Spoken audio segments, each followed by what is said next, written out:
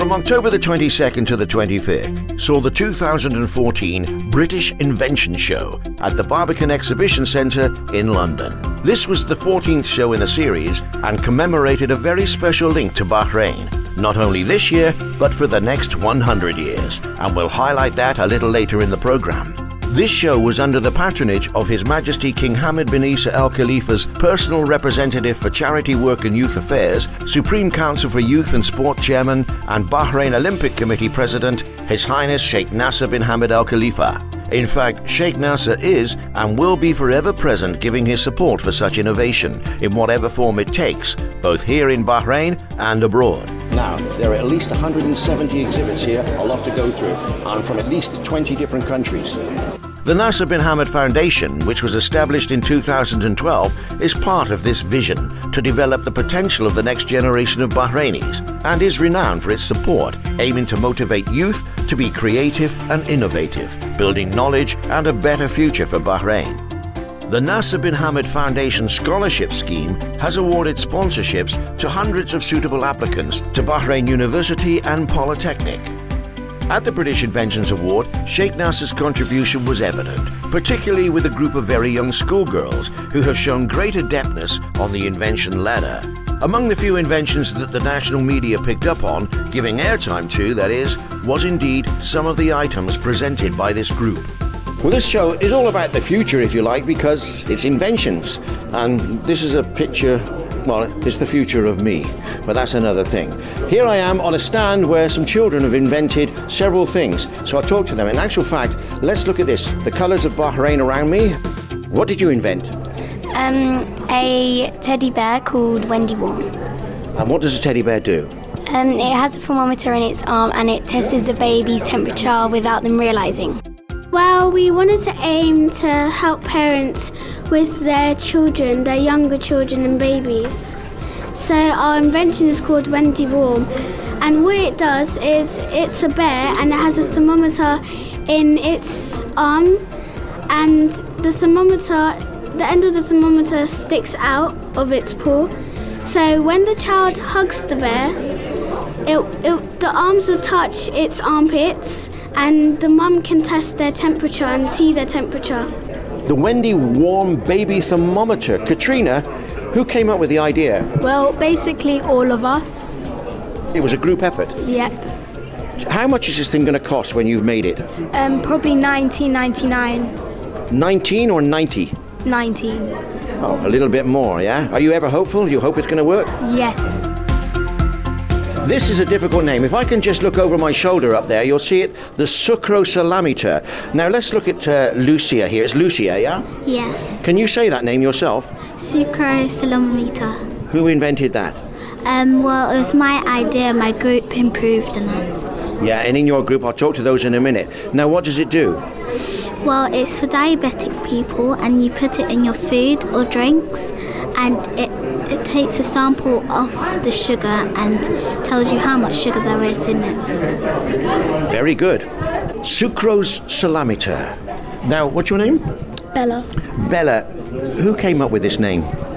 Well, the first name was the sugar and saltometer, but then when we showed it to our governors and our teachers, our head teacher, she changed the name for a more scientific name for a better effect. How much do you hope to make out of this thing?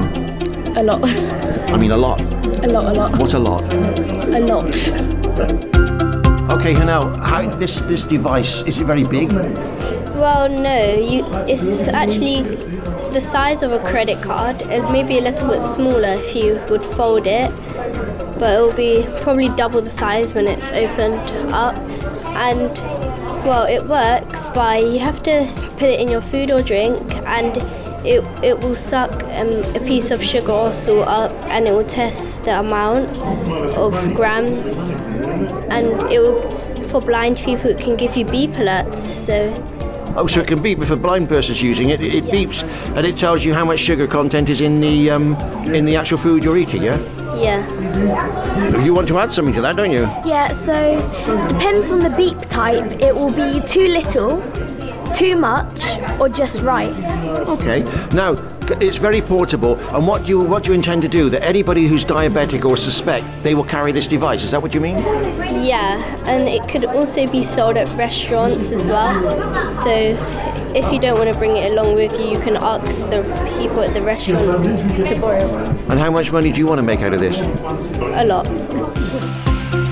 Of course, there are other inventions from these group of kids, but unfortunately, at the time of filming, we were not given permission by their parents to record them.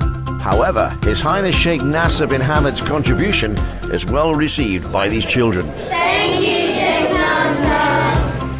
Hi, my name's Bill Curry. I was the British Inventor of the Year in 2008, and I teach inventions and all I know about it in schools around Croydon and London. We wouldn't be here if it wasn't for His Royal Highness Prince Nasser and his funding, because with his funding we can now pay for all the children to come here, and we're very, very grateful for that. But we don't get any funding from anyone. I've normally had to spend all my money, and I don't have much more money left to spend. But the kids invent all the time. We're here for this is the 6th year that we've been here at the British Invention Show, and now we've got some funding from Prince Nasser. It's absolutely fantastic. The kids are really grateful, and so am I. During the presentation dinner on the third day, His Highness Sheikh Nasser said that His Majesty King Hamad bin Isa Al Khalifa was a great supporter of scientific work and inventions at an international level. This led to the birth of the world's first Embassy of Invention in the Kingdom of Bahrain to support inventors and encourage them on their journey of discovery. Until the awards dinner, which we'll come to later, it was still a secret that His Majesty King Hamad had produced a solid gold cup award, which was to be presented for the first time at this 14th British Invention Show, and again each year for the next 100 years. One gentleman in particular, Kane Kramer, the organizer of the British Invention Show and the inventor of the digital audio player, he spelled out his and the Society's heartfelt appreciation. I would like to send a message of great wishes and great thanks to His Highness Prince Nasser, who has absolutely accelerated innovation here in Britain and is working on a path now to increase and accelerate innovation across this world. He's doing a great job, and I'm really, really excited and really, really proud to be associated with this great new initiative. The British Invention Show and the British Inventor Society is now in its 14th year. It started off with a few small inventors with a passion and a love to put our money together in a pot and to hire our own hall and to have our own event. Here we are 14 years later, very much looking forward to a wonderful World Invention Awards at the Savoy Hotel this year. And I'm so excited.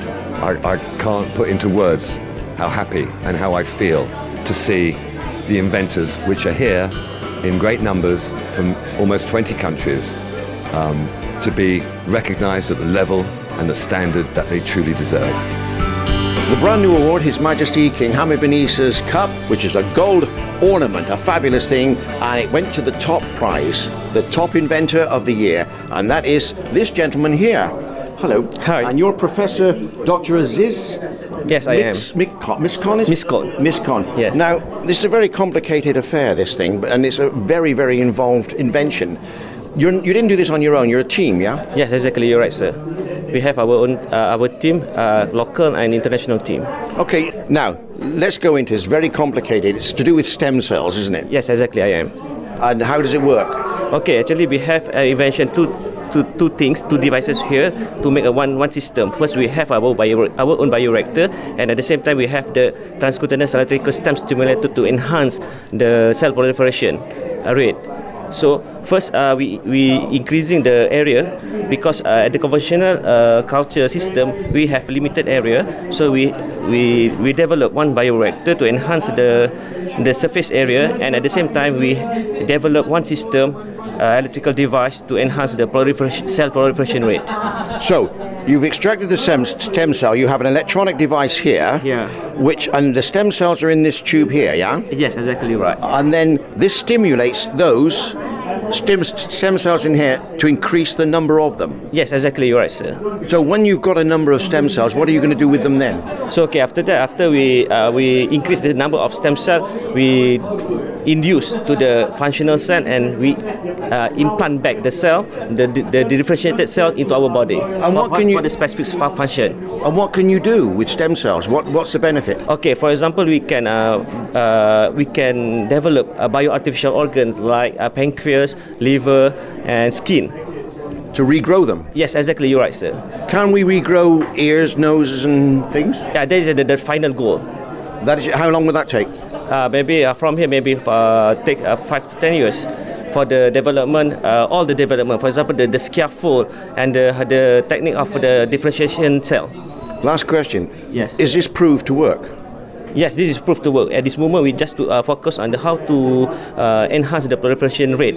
At this moment, we have from the scientific data, we got that the cell increase 2 times. That means 100% increasing from the compared with the conventional method. This is a big step for mankind. Yes, exactly right, sir. Thank you very much indeed. You are most welcome. There you go. I think I need a bit of that to replace maybe the grey hair. Physical to abstract to bizarre imagination, it was all at the British Invention Show. The Malaysian element dominated the event, and some highly complex developments, which would be a seriously involved scientific documentary for each invention by itself. As I said, not all physical, with one invention claiming to predict human behavior just from a person's writing style, to the practical applications such as adding sugarcane to concrete in order to delay the setting process when bulk transporting it with these big mixers. We saw creams and ointments for all sorts of cosmetic or medical progression, to glass toasters, to this, the African violet hybrid of circumstance, described as the temporary opportunity to peer through a window into another's creative soul through art. Yes. A nappy or diaper changing safety bed designed with a 4-point safety harness and rigid backboard which prevents baby from rolling out. Move it, molding industrial, somewhat water-resistant cardboard into a table, workbench, trolley for shifting boxes and so on, and it's all recyclable. Invented by a group of young Malaysian kids of Indian descent, I guess, an energy-saving kettle which has special built-in heat-retaining rocks along with a device to keep your eyes open when administering drops. Sounds like torture. And there's the vehicle hazard warning lights for torrential rainstorms. Of not much use in that respect here, but it would be very good for accident black spots. It seems all those things we didn't quite think of are being addressed at this show. When you go to a place like the British Invention Show, you're always going to get serial inventors. And we've got one here who, well, in my opinion, he seems to be making love to plants. Who are you? My name is Alexander Bushell. I represent Horticulture Inoculation Systems. We're here in the UK developing formulas and new equipment for the rejuvenation of trees, apple trees, palm trees, fig trees. After a period of time, they wane in their production. We now have new equipment to go around and inoculate as well against diseases, as well as give them formulas for extra growth and for conditioning. Do you sit at home in a greenhouse or something like that? I do have a little farm in Africa as well as in the UK, and we trial as much as we can with people who actually do the work on the ground. We have formulas which have been developed over the last 10 years, which are nature's own formulas, from risotonics to pest control with the neem oil, which is the best pest control liquid that's in the world. If you can imagine, from biblical times, no insect has ever wanted to eat the neem tree. Palm tree? Did you say palm tree? Are you going to be marketing this to the Middle East? We're looking at a trial actually in January, funny enough. I mean, you're an incredibly enthusiastic person, and you are a serial inventor. You have more than one invention here tonight. We do. Here we have two new technologies which we've been developing over the last few years. We have turbine technology and we have crank technology. This is very new because we've developed motors that are around about 90% efficiency, whereas this is slightly using more old school technology, but still we have two models here. One of them produces 1.5 amp, the other one's producing just over 3 amp. the turbine generators are assisted so that even a child can turn the wheel. Once you've got the wheel turned a couple of turns, then the gearings take over and you can literally just stand there with one finger. For around about a minute or two's wind up, you're going to get at least 2 hours of lighting, and you'll probably be able to charge at least a couple of mobile phones at the same time. This was designed for Land Rover for military purposes, so that you've got a strong man doing the charging to revamp the batteries when you're in the field. We want to keep these down to about $80 a piece, so each one is around about $80. This is bacterial detection systems. We've been experimenting with this for a few years. Basically, we have two model products. One is a door entry system, and one of them is a portable kit which you can take around anywhere with you. The technology is based on two parts. One part is mechanical engineering and the magnification, the UV lights and everything to enhance the visuals of the actual hand or the sample going into the systems. We use a gel-based unit with coloured dyes. When you swab around the actual area of a hospital or the person, you can get it quite tight onto a patch, and if it goes inside your hand and it detects any colour, it will ask you to go and wash your hands again until it looks clear, and then the door will open again.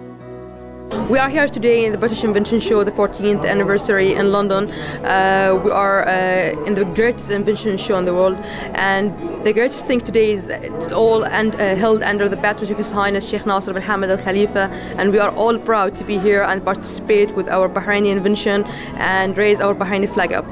I brought my new invention, immunotherapy, which is essentially medical rehabilitation device which has been constructed to provide an interface for the patients to treat active or passive assistive movements for the hip and knee and ankle joints during the early stage of rehabilitation, which provide the patient with all the treatment with the proper functions, more than 5 treatment in one device.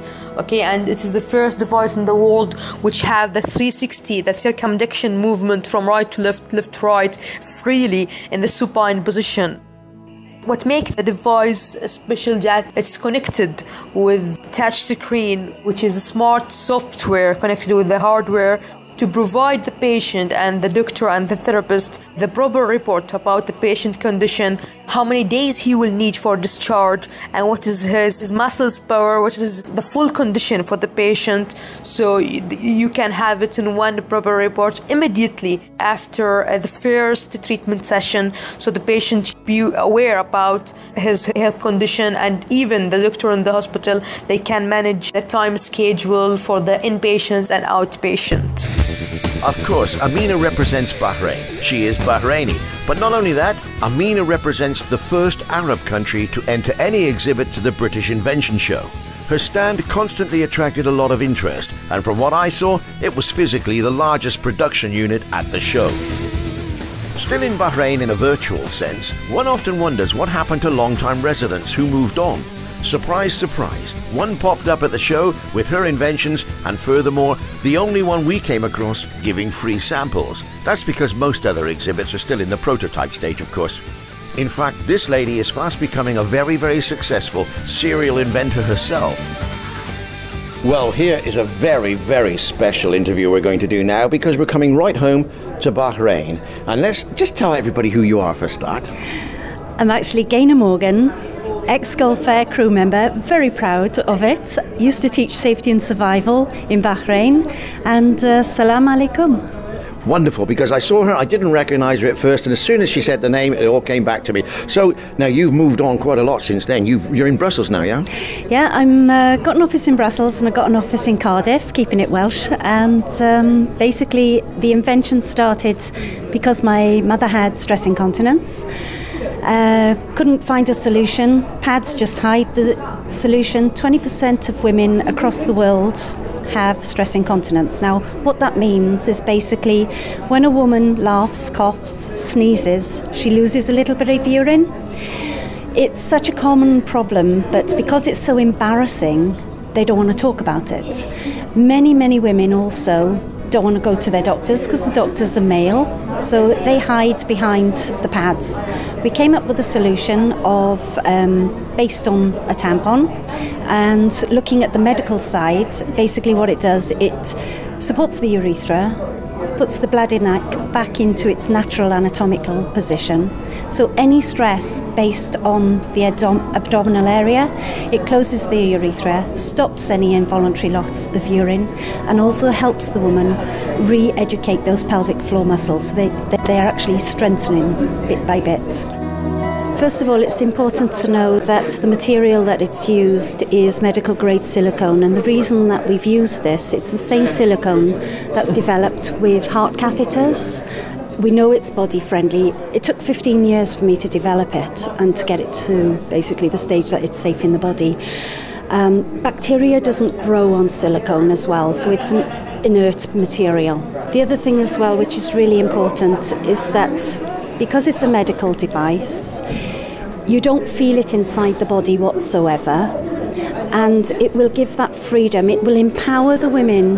Let's say if they want to go to Hajj, they won't be leaking that urine anymore. At least they can be clean. Some girls, some ladies have this operation, don't they? But this would avoid all that, would it? It would. The NHS spend £2 billion a year on correcting incontinence. That's right across the board for men and women. It costs £3,000 per patient to the NHS. Clinical trials of my device showed that 30% of women came off the waiting list for surgery. Like everything, you know, it's not always suitable for everybody, but it will suit most of the women. It gives them an opportunity to have their quality of life back again. Very good. Could you invent a knot for men or something? I've got something for men. I'm not saying what it is. I'd have to kill you first. But yeah, there is something in development at the moment. And you've got this product in the market already, haven't you? Yes, it went into Boots in 2008. We're talking now as well to Lloyd's Pharmacy. It's gone global. It's gone as far as Canada, Australia, New Zealand. So yeah, I'm very proud. Well, you certainly are. You've come a long, long way since Bahrain days, yeah? I got to say though, my Bahrain days and my Gulf Air training actually did put me in good stead for a lot of what I do now. I don't think I'd have had the confidence to go forward with opening up my own business, also mentoring other entrepreneurs to show them sort of the pitfalls, how to avoid the pitfalls. It's all about PR. Gulf Air has, in my opinion, and certainly in its heyday, the best customer service in the world. You just can't beat it. Well, there you are. There's a plug for that. But you're here today in two capacities. This is your invention, yes. And you've got another. If we walk back slowly here, you've got another one here, and which is you're looking after, I understand. We've just got this in. It's a waterless product, so it's a shampoo and a body wash. You just lather it on and wipe it off with a towel. You don't need any water, so ideal for Bahrain in the heat. Well, when we think of inventions, sometimes the simplest ideas are the best, and you'll hear a lot of that in this show. Gaynor's ideas seem to be very simple, but very practical indeed. This little drop of liquid on this tiny ball opens up into a towel, something like the size you use in toilets and so on. You can wash your hair with it, very hygienic. I think it's a very, very good idea indeed, very practical. Voila. Jamaican but British. Now, what's your name? Andrea Campbell. And what have you invented? This is the pocket learner that I have invented, and I'm presenting this today to the exhibition. It is a book that is targeting children with challenges with disabilities, learning disabilities. You actually told me earlier on that your daughter has this sort of thing. That's what inspired you, was it? Absolutely. It's my daughter, and she has Down syndrome as well as autism. And I've been working with her for a couple of years, and I realized that, oh my gosh, she can learn. So I've started this program where we use words, pictures on a card, different stages. So the first stage is pictures on a card on 2 pockets. The second stage is introducing words, and the third stage is she's reading words only. The pictures I use as prompts as we go along, and she's gotten about 400-500 words now, not only vocabulary but also recognition of the words. And if she makes a mistake, for example, you take the card out and... If she makes a mistake, she's prompted. I have the card for each word, so basically I reintroduce the card, and she says, oh yes, it was pineapple, for example. Have you had much interest in this? I have had a lot of interest in this, and I learned here today that it will be also good for dyslexic people. I didn't realize that before. Well, that's a good idea. That's what it's all about, isn't it? To learn more. Well, I wish you every success with this, my dear. Appreciate that very much. Thank you. Thank you very much. And now moving across to somebody else here who could possibly make me look beautiful, or promises me she could. What's your name? My name is Ngozi. And you have what? I'm a formulator and I manufacture cosmetics, natural cosmetics. You've got your own factory, haven't you? My own lab. Oh, lab. Sorry, lab. Yes, my lab is in East London. So you don't you design or invent the stuff? I formulate it. That's the word I was looking for. Yeah. Formulate it, and then you get someone else to manufacture it. No, I manufacture it myself. So where's your factory then? I don't have a factory. I do everything in the lab. Oh. Yes. No, tell me what's so special about it then? It's all natural ingredients. I don't use parabens. I don't use mineral oil, and my products it's not tested on animals. Not tested on animals? Tested on animals. The ingredients that I use, or the raw materials that I use, are all from fair trade. What, these ingredients, you're not telling me much, are you? So my marula oil comes from Swaziland. My shea butter from Ghana. Yes. My Takuma butter from Brazil. Are you a doctor or something in... No, I have a pharmaceutical background. Pharmaceutical, yeah? Pharmaceutical background. And what made you do this in the first place? Because it's something I always wanted to do. And because of my training as a pharmacy technician, I learned how to do creams and ointments, and so. But it looks like you've already got this on the market. Yes, it is. It's in South America, it's in the West Indies, it's in the Middle East also. So why are you actually here today if this is already on the market? I'm here today because it's not in the UK. Yes, so we are looking to go into the high end. Have you had many people asking for samples? Yes, I had quite a few people asking for samples. High hopes? Yes, high hopes. Thank you very much indeed. Thank you. Okay, bye-bye. There you go. I need some of that. With over 170 inventions on show, we're certainly not going to get round them all today. Besides, some of them are highly complex indeed. One thing you will note, though, an inordinate amount of women inventors here, far, far outnumbering the men. My name is Hannah Mensa. And you've got something that, well, looks to me very babyish. Yes, it's for baby. And what does it do? It plays music, at the same encourage the child to eat the food, at the same time educate them, you know. Yeah, but this is a thing that a lot of parents suffer from, don't they? The children don't eat. Yeah. And, you know, they throw the food around or they just cry. Yeah. And have you tried this out a few times, obviously? And it what's the... Oh, it's marvelous. The children loves it, you know, with a big smile on their face when using the spoon on them. What gave you the idea? What gave me that by experience with my own children, and I used to sing to them a lot, you know, and what really inspired me was up till now they still remember the songs that we used to sing, and that's, you know, really, really assuring that when you put it in the spoon, on and on playing, it sticks in their head, and also it's educative, you know, you're giving them foundation of education. Yeah. Is that your voice in there? Yes. Not my voice, my niece and my nephew. But you say you can do nursery rhymes, you can do songs? Yes. Anything at all? Spellings, we've got another stage that spellings and times table will come on it, and also will be in different languages. Very good indeed. It's a good idea, actually, so simple, but I can see that that's going to work. Now let's get on to something that's not so physical, in fact not physical at all. What's your name? My name is Gernam. And I'm Christine. And who, what, where have you invented? Well, we are developing entrepreneurial winners, and we're a coaching business, but not like any other. We've recognised that there's a gap in the marketplace for entrepreneurs who are not necessarily struggling with their business, but struggling with taking their idea to market. And what we found, the gap in the marketplace, is that it's about developing the entrepreneur for the business rather than the business for the entrepreneur. Is it a software thing?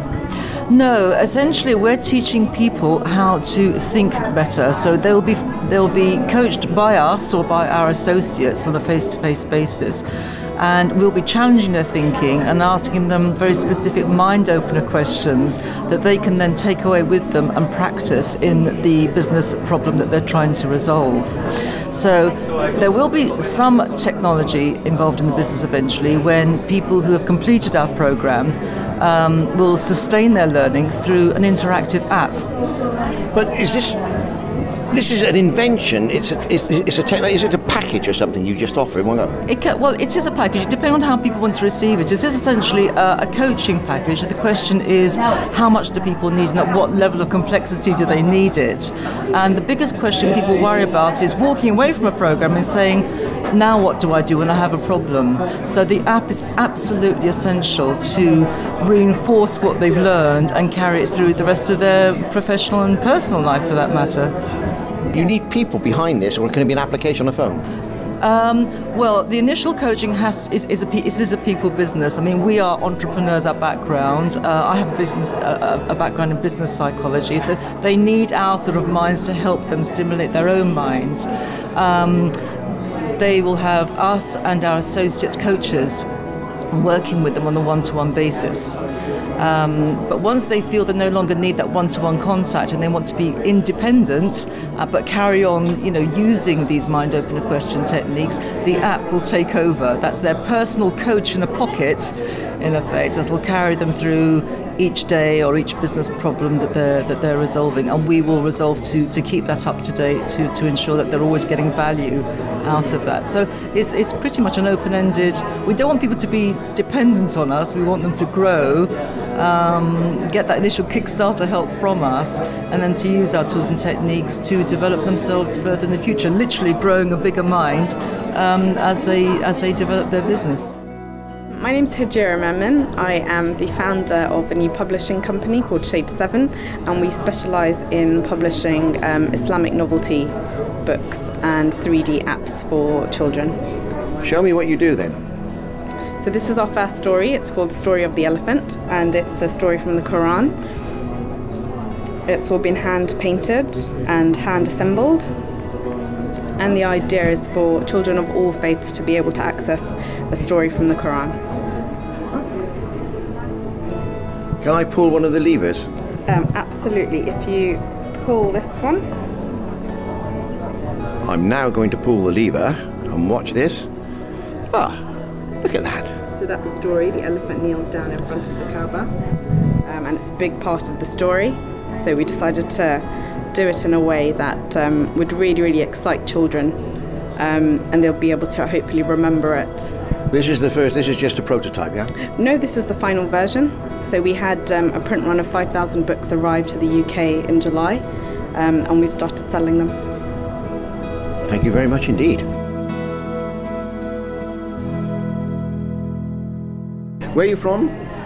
International Islamic University, Malaysia.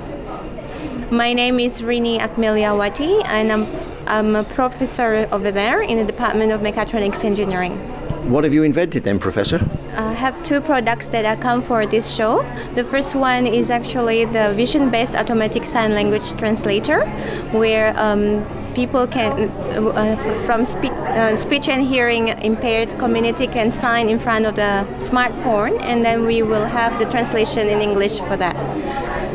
Very nice. What's the second one? The second one is what we call the LAD pen. Is lard and alcohol detector, portable electronic nose.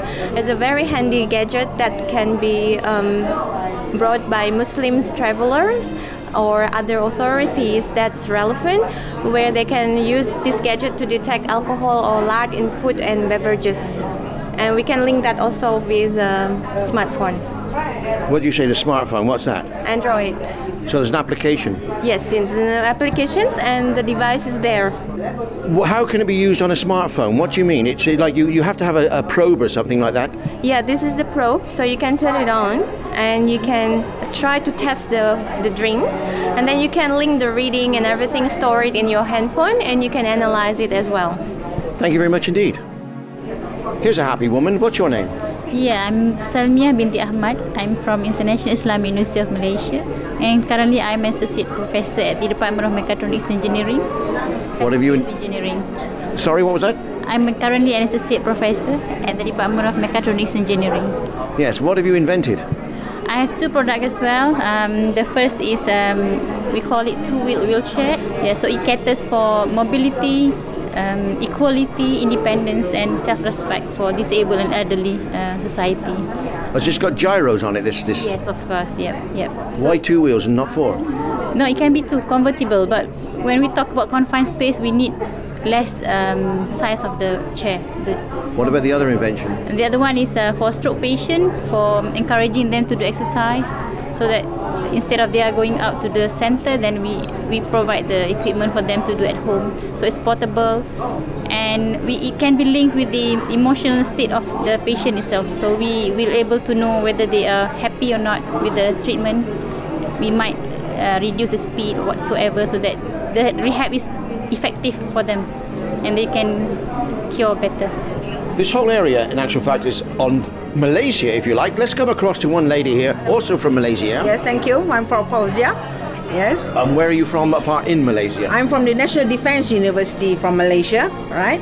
I'm representing from Malaysia in the National Defence with the material of cellulose micro nanofiber, extracting cellulose from bioresources from plants, basically, and several plants that we usually waste them. We throw away as a waste from stems, from the roots, and from the leaves. So you're going to make use of all this extra stuff? Yes, from the waste we extract cellulose to combine with any polymer, producing nanocomposites. And this material, they are very good, they are strong, light, and they are sustainable, they are green.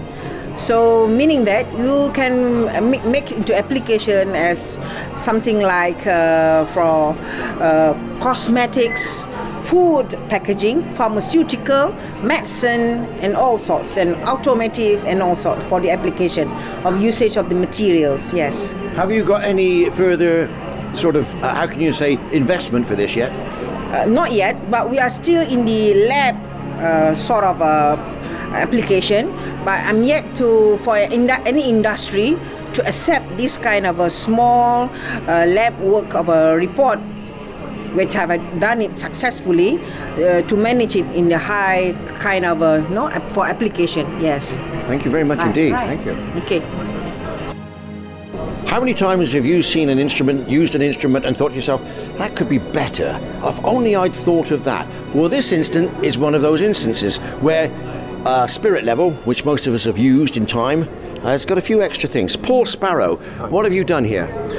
Basically, I've designed in some safety features for the viewing aspect of the spirit level, because I had an accident on site one day and got a nail in the eye, and I've strategically positioned mirrors within the body of the level so that you can see it from different angles without having to get into awkward and unsafe positions. Well, we'll show you that in a few moments, but now you are actually already on sale, aren't you? You've got your stuff available already. Yeah, we managed to use a crowdfunding project called Biscuit Tin to raise the funding to actually pay for our tooling, and this is the first product to be launched. It's currently in Toolstation in the UK or via my website on the internet. It launched on the 1st of August and it's apparently outselling the market leader at the moment. Well, the idea of the mirror concept is because in certain situations you can't actually get in the right line of sight to see the bubble, because it has to be seen from a very specific line of sight where the rings either side look like perfectly straight lines. So the objective of the mirror is to allow you to put the product up against a wall, for example, and you can view it from a 45-degree offset where you don't have to take off your glasses or hard hat. And also, if you were on the floor? If you were on the floor, we've also got another one in the end, so you've got a mirror in the end of the product that allows you to see it through the end when you're kneeling down, leveling, adjusting the feet. Or if it was a bath, you've got to get on your back underneath. You can actually see this from underneath by overhanging it from the bath. Mathematically brilliant, in fact. How many times you've been in that situation where you just can't see because of the angle? Oh! Well, this one you can. It's an adjustable mirror and the bubble is visible from almost anywhere, really. And the prototype parts initially 3D printed. Very clever, Paul. Here at the British Invention Show, there's quite a few displays regarding children. Here's another one, slightly different for this. What's your name? My name's Claire Hainstock. And what have you done? I've got a party pack for children. It's called Acting the Party, and it's an audio-based party for parents to use in their own home. They put on the audio and it runs itself. It's a CD, is it? It's a CD, one CD or a USB stick where you can print out the game accessories and the invitations, or there's a party pack with a CD where the invitations and the game accessories are already in there. So. Well, I used to do children's parties and things like that as an entertainer as such. So basically you're doing me on... Yeah, I'm squishing you into a tin or into a little party pack.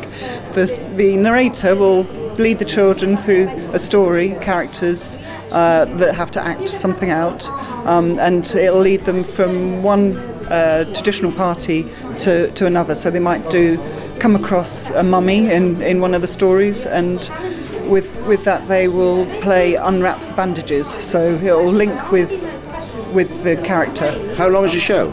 They last 1.5 hours, but I say that the party's for 2 hours to allow for meeting, greeting and eating.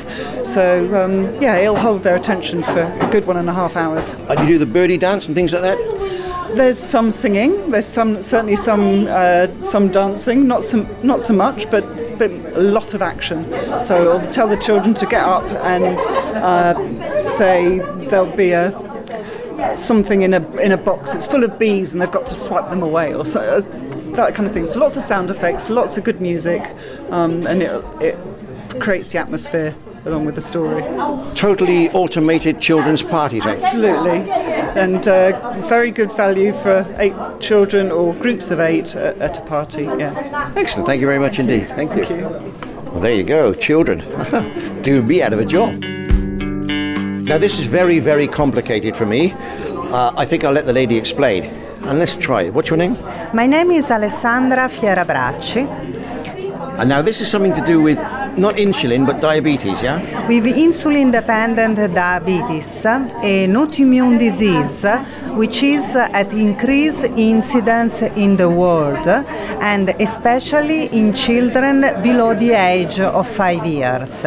Because there is this increased incidence in the disease, we need to have systems to be able to predict in the general population the incidence of the disorder or the clinical disease, so to be able to prevent the disorder, which, as you know, has often a very severe situation, and with ketoacidosis and even coma development.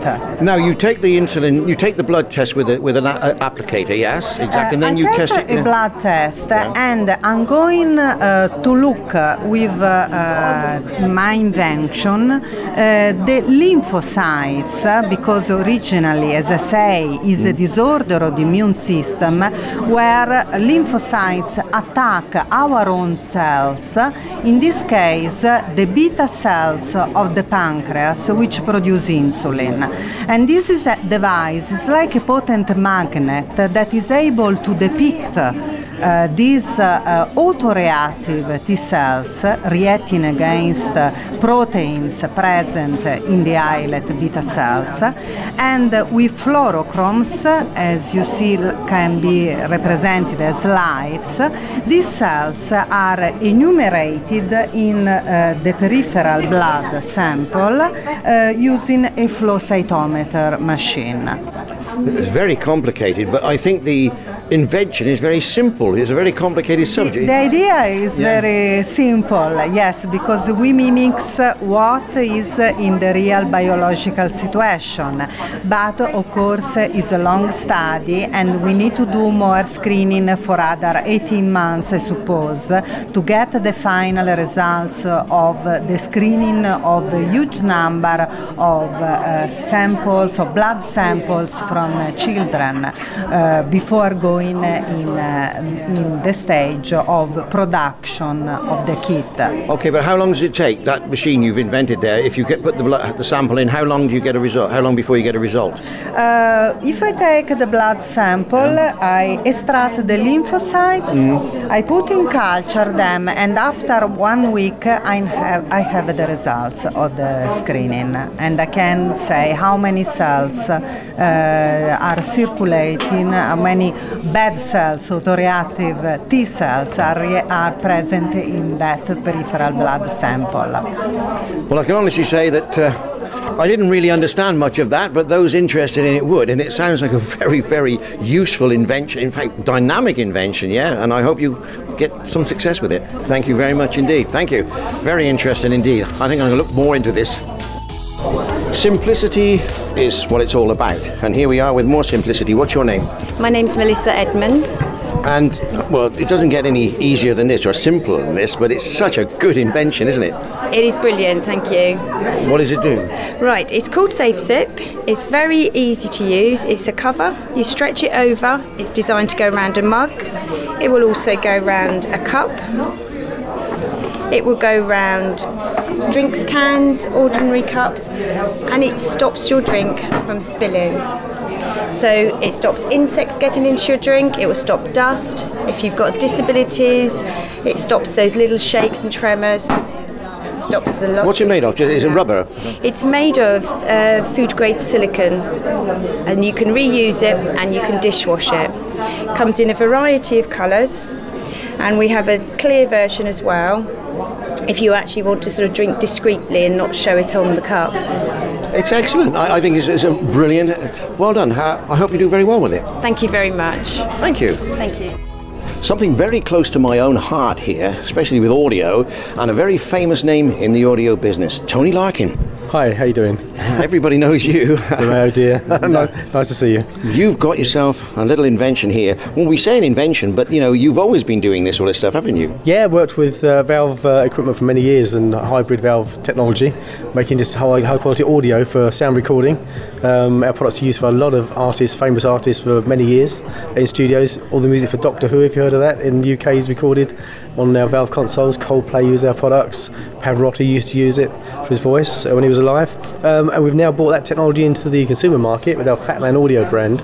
And we have this hybrid valve amplifier using valve technology. And it's a valve hybrid amplifier, high quality, but there's something else special about it. It's Bluetooth as well, isn't it? It is, yes. So we're bringing the best of both worlds. We've got the old audio quality, very high audio quality, plus the functionality of Bluetooth wireless streaming. So you can play from any Bluetooth-enabled audio product wirelessly through your hi-fi system. Is this aimed at a specific sector? It's aimed at anyone who really knows about or wants quality, whether they've heard it before or not.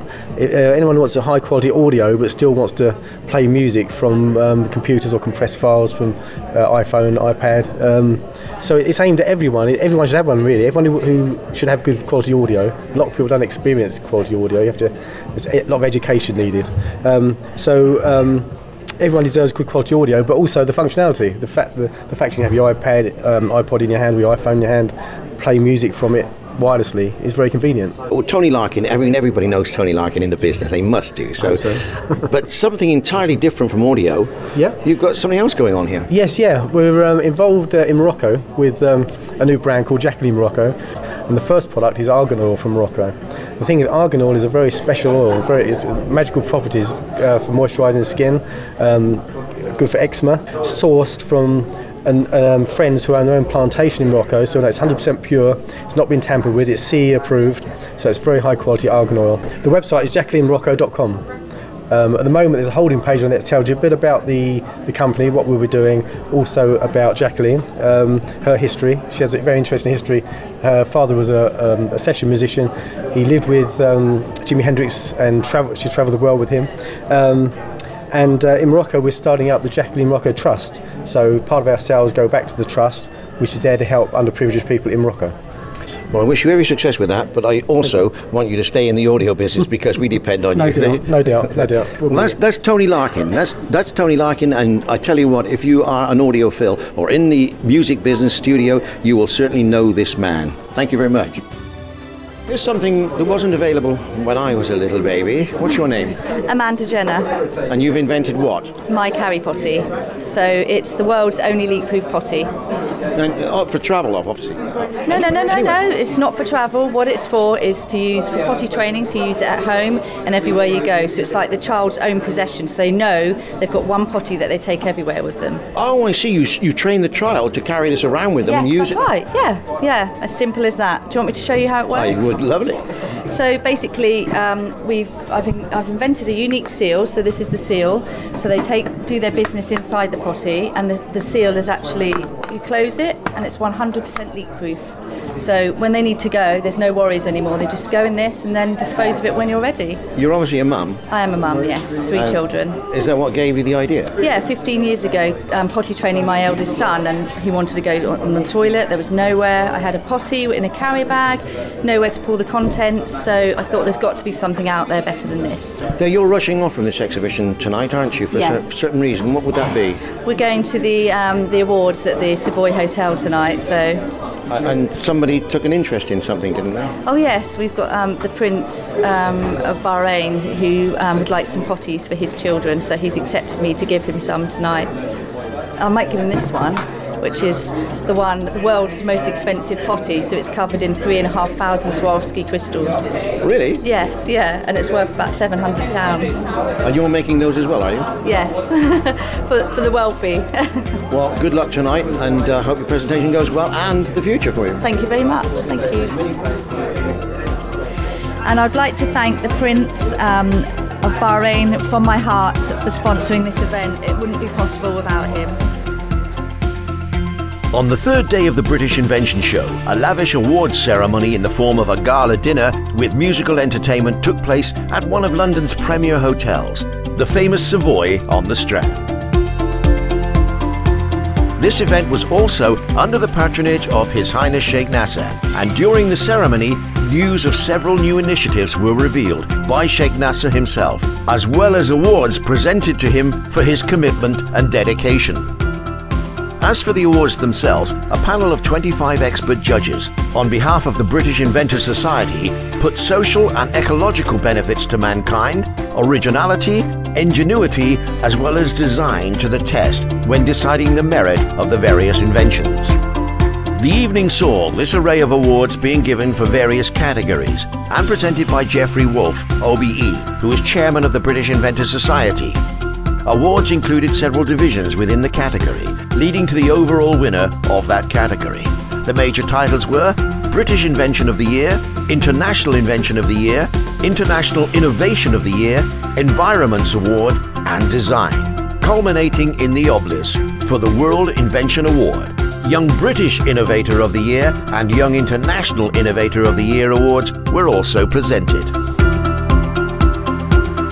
Early in the evening, the young lady inventors from the Cyprus Primary School in South London took to the stage to show even more appreciation of His Highness Sheikh Nasser's contribution and had their own little award for him. We wanted, we are the children of Cyprus School. We take the pride in the things we do, learning together and having fun. Who's for a good day? Everyone.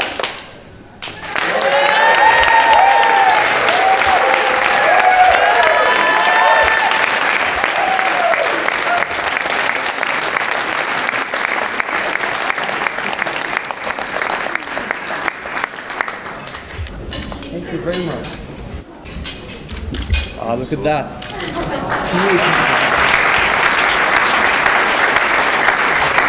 I really appreciate that. Thank you very much.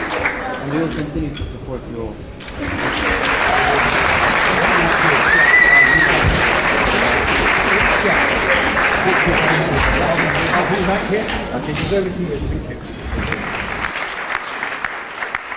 Ladies and gentlemen, distinguished guests, good evening. Just before I start my speech, I have actually invented something, and if I show you my invention, I would win every prize over here. You want to see it? Yes! No, I'm just kidding. Not even in 1 million years. Well, I would like to begin by thanking Mr. Kane Kramer for this great initiative and by congratulating the British Inventors Society for the excellent work that it's done throughout the years. I would also like to congratulate the British Invention Show on its 14th anniversary.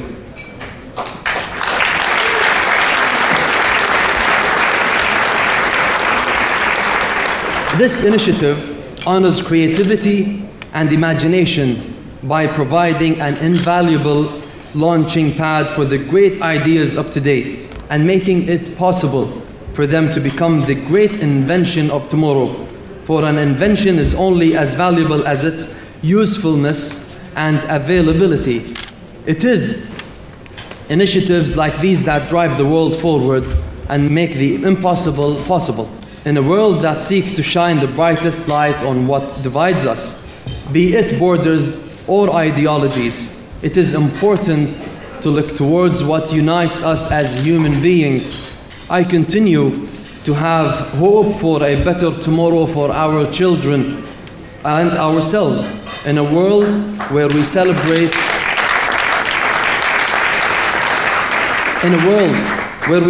the power of a great idea and the potential of a creative mind. In this spirit, it is my honor to announce the birth of the world's first embassy of invention in the Kingdom of Bahrain.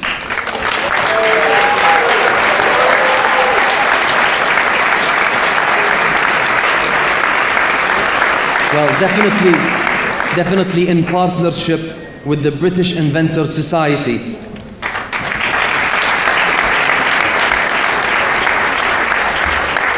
This milestone stems for His Majesty King Hamad bin Isa Al Khalifa's goal to make the Kingdom of Bahrain the cradle of global innovation, where exciting ideas can be encouraged and seen to fruition in an institution that supports creativity and exploits human potential. This embassy will seek to create an environment of innovation by becoming a hub where inventors and innovators can come together and develop their ideas. Additionally, this institution will concentrate on supporting the youth and encouraging them on their journey of discovery. Inventors will have access to specialist support from designing to prototyping, commercial appraisal, and investment, to name a few. The aim is to encourage a culture of innovation in the Kingdom of Bahrain that will serve as a global blueprint for years to come. Passion, creativity, and innovation paved the way for many possibilities. Thomas Edison once said, "If we all did the things we are really capable of doing, we would literally astound ourselves."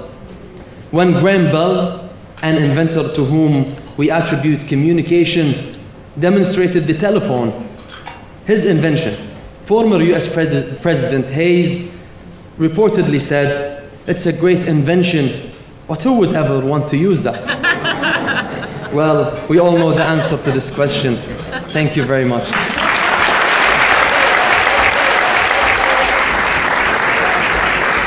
Thank you so much, Your Highness. Thank you so much. That was lovely.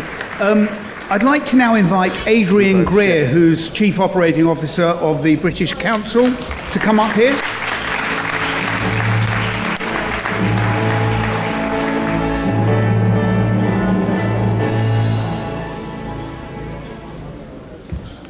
Your Royal Highness, Excellencies, ladies and gentlemen, the British are a cynical lot. Why is it that in Taiwan, in Korea, in Japan, in Singapore, they do much better in STEM subjects than we do? And people go over to these countries in East Asia, they study the systems, they look really hard at them, and they try to debate, is it the education system, is it something in the culture? What's a little bit less well known, perhaps, is that the UK has invention, innovation, design built into its DNA. Whether it's the fact that the UK at the moment sits at the top of the G20 Innovation Index, or the number of patents that are issued every year, the people in this room, I think, demonstrate that that tradition that goes back hundreds of years is being well kept, and the British Inventors Society is managing to keep that flame burning extremely well. I think it's a really important first step to Bahrain becoming a world leader in these areas as well. I think inspired by Amina, a really talented young inventor who's here today, her success last year at this very award. We're very keen that we should build on that relationship, and so I'm delighted that His Royal Highness, in making the investment in the Embassy of Invention, is also spreading that to schools and universities around the country. And so, as a symbol of a first step, in a moment we'll be unveiling a plaque which will be taken back to Bahrain, and we see that as a kind of mother plaque that we hope schools and universities will aspire to get a similar plaque as they become those centres of innovation. So thank you very much.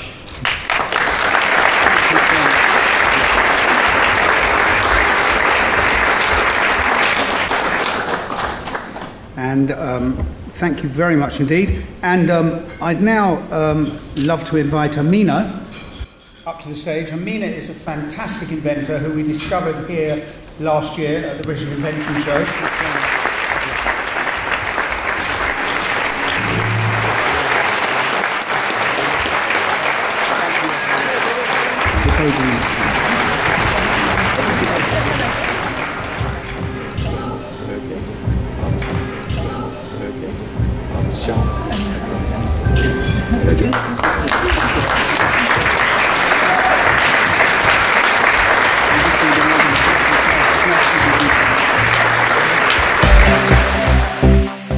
His Highness Sheikh Nasser bin Hamad Al Khalifa presented His Majesty King Hamad bin Isa Al Khalifa Biz Gold Cup for Invention, which is lovingly referred to within the society as the King's Biz Gold Cup. This cup is to honour exceptional creativity, providing the benchmark on the international stage for innovation and invention. This year's winner of the World Invention Award is Azizi Miskun and his team of University Petahanan Nasional, Malaysia. And for those of you who missed the beginning of this program and didn't take notes, this invention consists of a bioreactor and transcutaneous electrical stem simulation system that can increase cell proliferation while maintaining and improving their functions. Have you got it? Purposely developed for tissue engineering and regenerative medicine application. So, new limbs, new hearts, livers and kidneys, all hopefully within the next 10 years. The King's Biz Cup, designed by Kane Kramer, is inscribed with this year's winner's name and will be inscribed with each winner for the next 100 years. Thus represents His Majesty the King's vision and deep commitment to honour the world's greatest inventions. It was a very, very exciting moment and will definitely encourage a whole new generation to take part, giving them the support they need. As Bill Curry said earlier, commitment in Britain alone is nothing like it is in the Far East, and more is needed. Now, with His Majesty King Hamad bin Isa Al Khalifa's initiative and the commitment by His Highness Sheikh Nasser bin Hamad, it is truly hoped that such an invention spectacle will soon be present in Bahrain, bringing the world here to our shores.